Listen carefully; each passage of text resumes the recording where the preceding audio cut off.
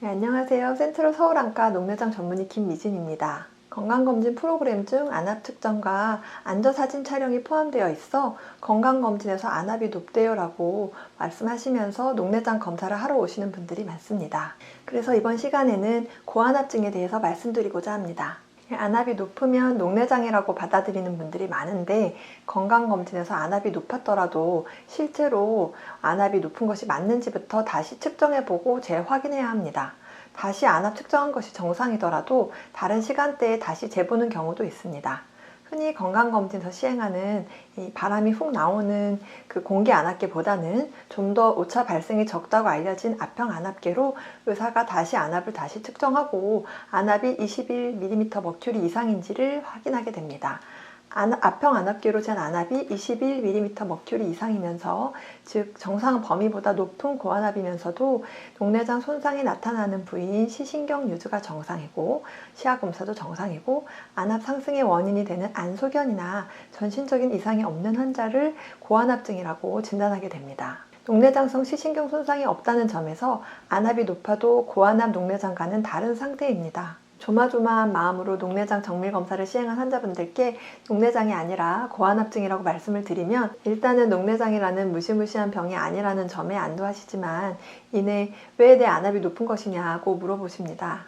그 질문에 대해서는 안압이 올라갈 만한 뚜렷한 원인이 없으면서 정상 범위보다 높은 것이 고안압증이며 아직은 녹내장이 아니지만 앞으로 녹내장 환자가 될 가능성이 있으니까 계속 경과를 보아야 한다고 설명드립니다. 고안압증 환자분들은 안압이 높은 사람이 나 말고도 더 많은지도 궁금해 하시던데요. 고안압증은 40세 이상을 대상으로 한 연구에서 대략 4에서 한 10% 정도의 유병률을 보입니다. 생각보다는 흔하다고 놀라셨나요?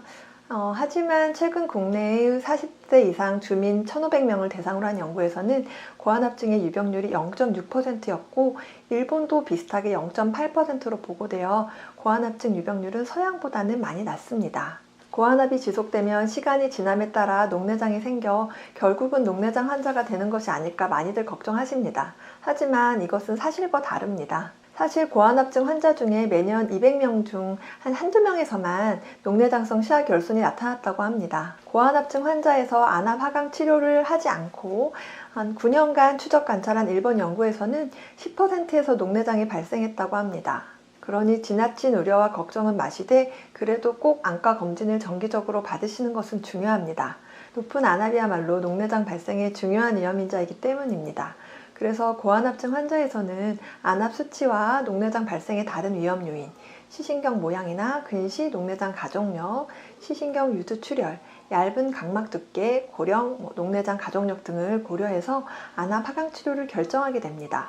따라서 안압 수치뿐만 아니라 시신경, 시야 평가를 포함한 종합적인 검사를 정기적으로 시행하며 안압 하강 치료를 시작해야 하는지를 오실 때마다 종합적으로 평가하게 됩니다.